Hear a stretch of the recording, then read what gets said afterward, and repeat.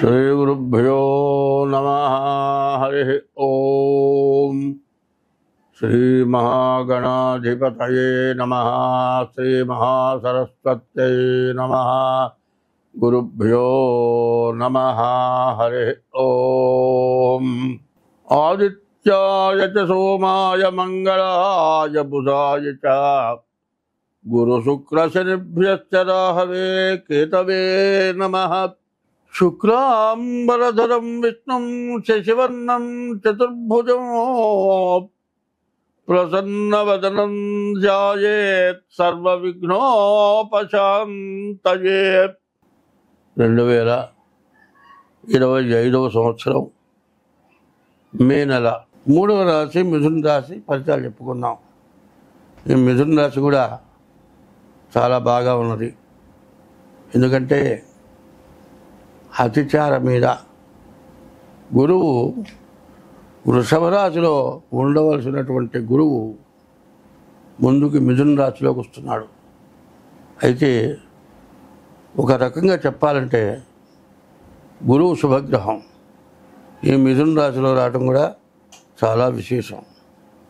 తర్వాత కుజుడు ద్వితీయంలో నీచంలో ఉన్నాడు. ఏది ఏమైనా సరే సరిగా చెప్పాలంటే ఈ రాశి వాళ్ళకి శుక్రుడు, బుధుడు, రవి, ఈ గురువు ద్వాదశ నుంచి జన్మానికి వస్తున్నాడు. ఈ గురువు అతిచారం మీద రావటం చాలా విశేషం.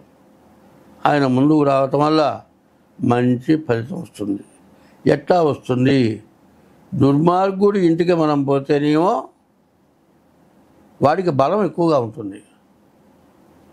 మంచివాడు కానీ దుర్మార్గుడు కానీ ఎవడైనా కానీ మన ఇంటికి వస్తే వాడు మనల్ని ఏమీ చేయలేడు.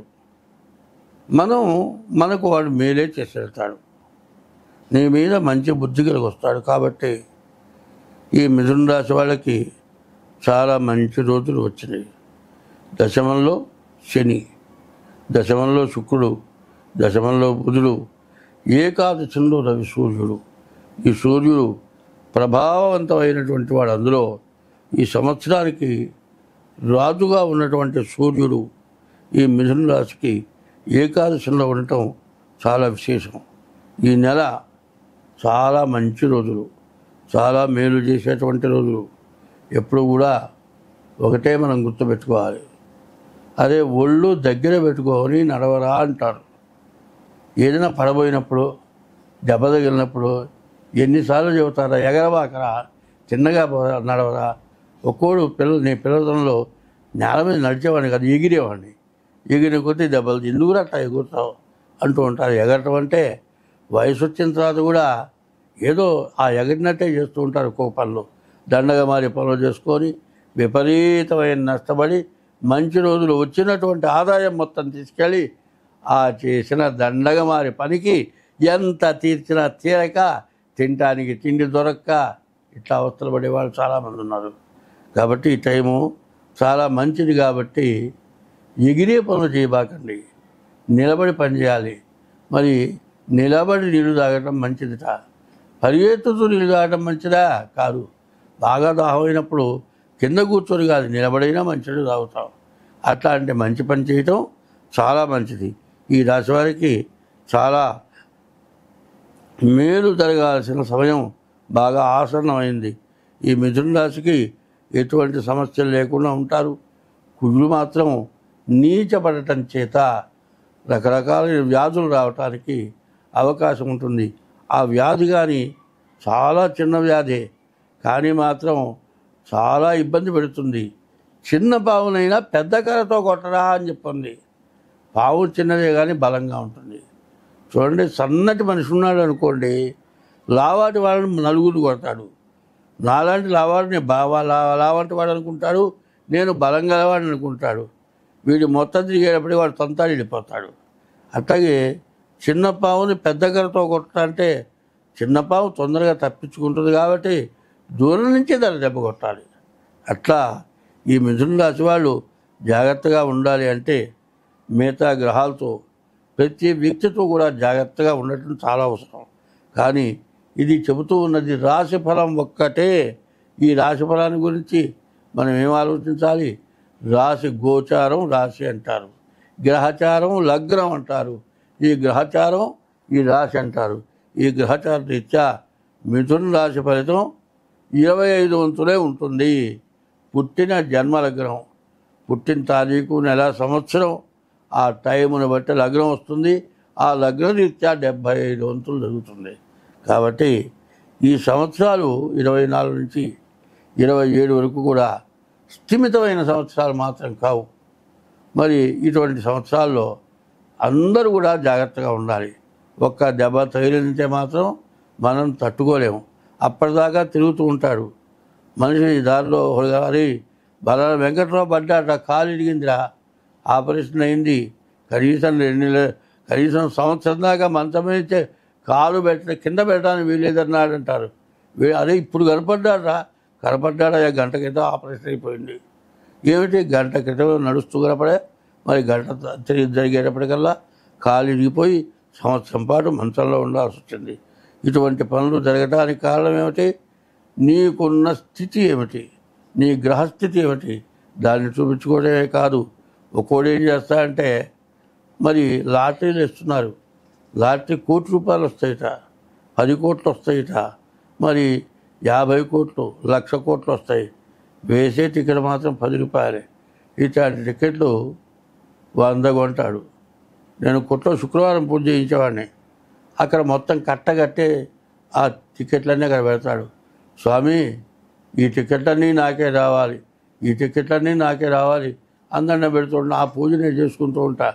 పక్క కొట్టవాడు పంతులు గారు, వాడు ఏమంటున్నాడు విన్నామంటే, ఎందుకు నాకెందుకురా గోల, నా పూజ చేసుకుంటున్నానంటే, వాడు వచ్చాక నుంచొని, స్వామి ఈ టికెట్ నాకే రావాలంటూ, టిక్కెట్లు రావాలంటలా, ఈ టిక్కెట్లకు వచ్చిన లాటరీ నాకు రావాలి, ఆ డబ్బులు నాకు రావాలని కోరుకోవట్లే.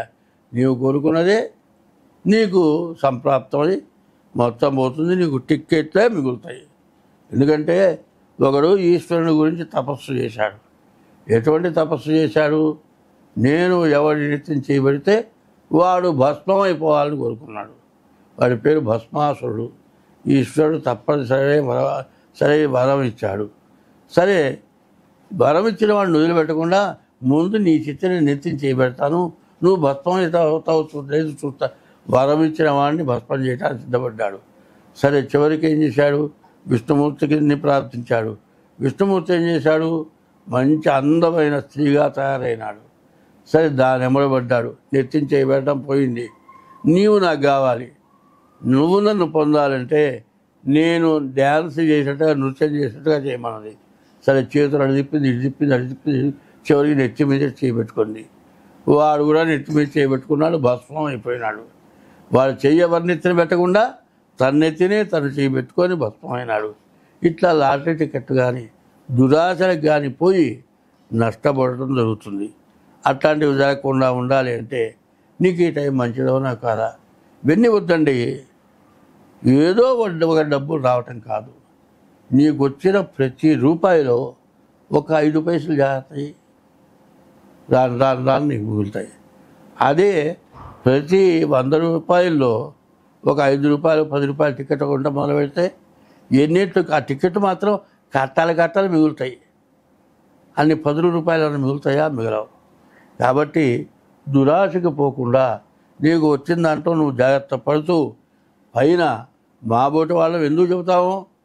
నీ గ్రహస్థితి బాగుండనప్పుడు చూసుకో, నీ అవసరం ఏంటో తెలుసుకో, నీవు ఏం చేస్తే బయటపడతావో తెలుసుకో, దానికి తగిన పని చేయి, నువ్వు బాగుపడతావు అని మేము చెబుతున్నాం. కాబట్టి ఈ రాశి వాళ్ళకి గురువు మారుతున్నాడు.